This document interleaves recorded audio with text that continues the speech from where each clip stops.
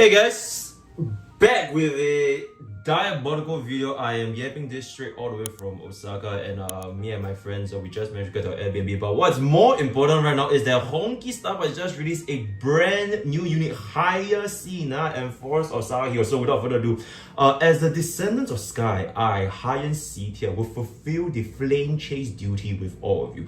At the same time, I will do my best to help everyone as Hyacine, healer of the Twilight Courtyard.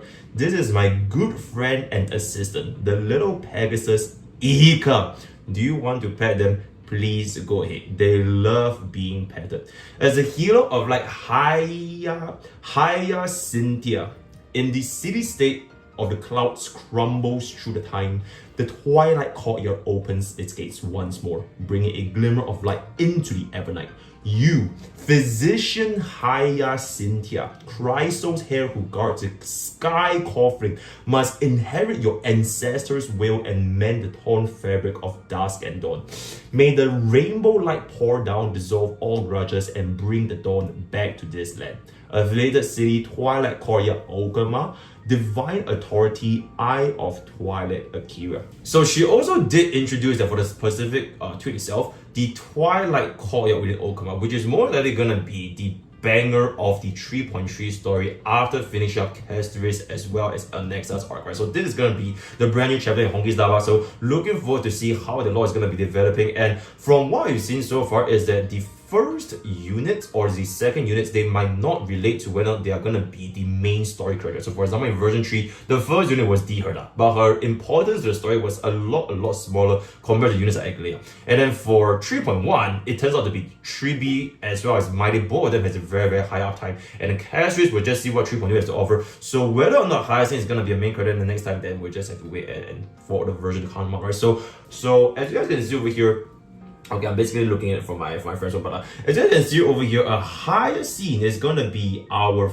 first ever wind remembrance, and she has hinted in the post, particularly speaking, that she's going to be the healer of the Twilight Courtyard. So if I was gonna be a betting man, it is almost certain that she would be our first ever remembrance sustain, which would be the first ever version 3 sustain. And at this point, it kind of, time back to one of the videos I made a couple of days ago, which is I have no idea what the hell the Remembrance Hub is about at this point, because we have a Remembrance DPS, we have Remembrance Support, we have Remembrance DPS with castorice, Aglaia, RMC, and now we basically have a Wind Remembrance that is signaling to be a potential sustainer here. And I'm guessing the way that she's gonna work is the little Pegasus, the hordes, rabbiting, the little Ika, that is most likely gonna be the Mimo sprite, right? That is most likely gonna be a Mimo sprite.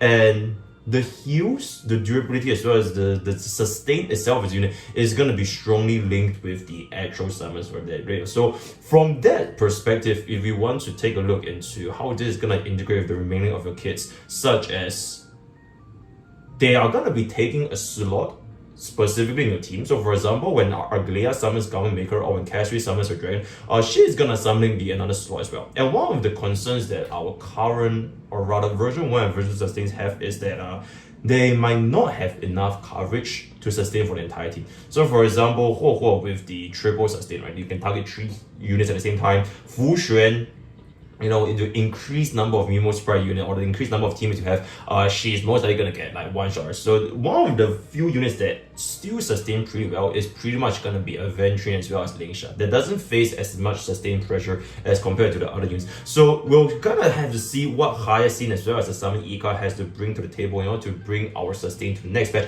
which is going into after castorice as well as Annexa, if I'm not mistaken. So this is gonna be version 3.3. Next day, which is gonna be the next drip marketing, we're gonna see what is coming out with Hyacine, because as of where it stands right now, the version 3 banners, they are pretty tight. You have a double DPS banner from version 3.0 from Pada and Aglaia. 3.1 showed you castorice as well as Mighty, and then 3.2 is gonna be castorice. Sorry, did I say castorice? I meant 3B, right? The Sunday 3B with Mighty and then castorice in the next. So every single version so far, they have thrown in at least 1 DPS. And I would say that if you're a player that has been planning out your pools, especially since playing Honkai Star, you most likely wouldn't be getting every single DPS anyways. And this would be the first time ever that version 3 released their sustain, which should theoretically speaking, compete very well, if not much better, compared to the previous sustains, right? Generally speaking, at the end of the day though, sustains, their value, I always say this a lot, is basically they are comparing themselves with whether or not your team can already survive in the current endgame format. So from what I've seen so far, I think it's not to the point where content they are getting unclearable. And I'm not sure if this video is going to be up before or after this sustain video that I want to talk about. When you want to decide on proof for a, okay, at this point I'm assuming she's sustain, right? Because she says she's a healer. But if she's not going to sustain, like if she's going to pull up a Jiao, because Jiao said he's a healer and he's not a healer, so if she's not a sustain, right, then that will be a whole different story. But if she was really going to be a sustain, then for players that are thinking about whether she should be putting for Hyacine, you should ask yourselves, are you already sustaining enough for a current team? Because if not, you are potentially wasting a opportunity cost that you could have gotten to either you want to build a brand new DPS team, brand new archetype, if you are losing out on a potential support slot. In this case, 3P's banner is really gone, and a next up most likely is going to be our support slot, and who knows what's gonna be coming out with Hyacine in the very same banner, right? So when thinking about putting for sustains, always think about whether or not you really need it and whether or not your team can survive in its current endgame format. But that being said, from what I'm guessing, because the endgame format, they have really implemented a lot of different ways which incentivizes sustainers, right? So we have seen this from My Day and his revives, we've seen this from the APOC trailer as well as the healing factor. Who knows what's going to come out in the future. But so if my point is, if sustainers is going to be more and more prominent in the future, then Hyacine needs to bring something to the table that is beyond just sustaining the current value, which is keeping a team alive, right? Something similar to Huo, Adventuring, and Lingsha, which is they all have their individual ways of boosting the utility of a team.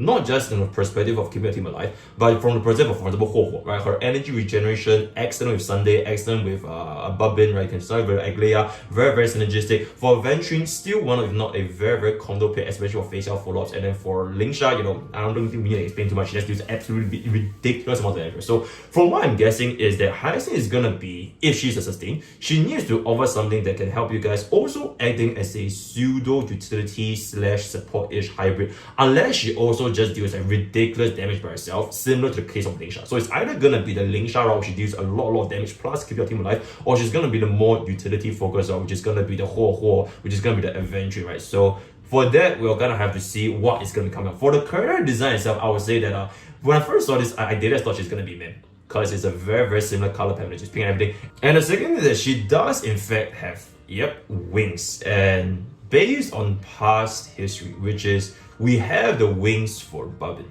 we have the wings for something. And from what we've seen so far, units that have wings in Honkai Starbucks, I mean, like, physical appearances shouldn't really determine anything, but they have been performing pretty well, right? And instead of just one pair of wings, even the summon E-card also has a little pony thing. So looking forward to see what she has to offer for you guys. And with that, we have come to the end of today's content. I will be back in roughly 2 days at the time of just recording this video. Hope you guys haven't missed me so much. And also, holy shit, have you guys seen Kentrailer's trailer? Absolutely. Okay, but anyways, word of the day is gonna be fly. Join Twitch, join YouTube, join Discord, join Twitter, all the best. We'll get to boost. I'll see you guys next time. Take care.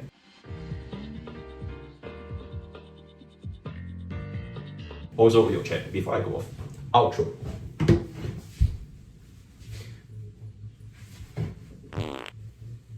Yep, done.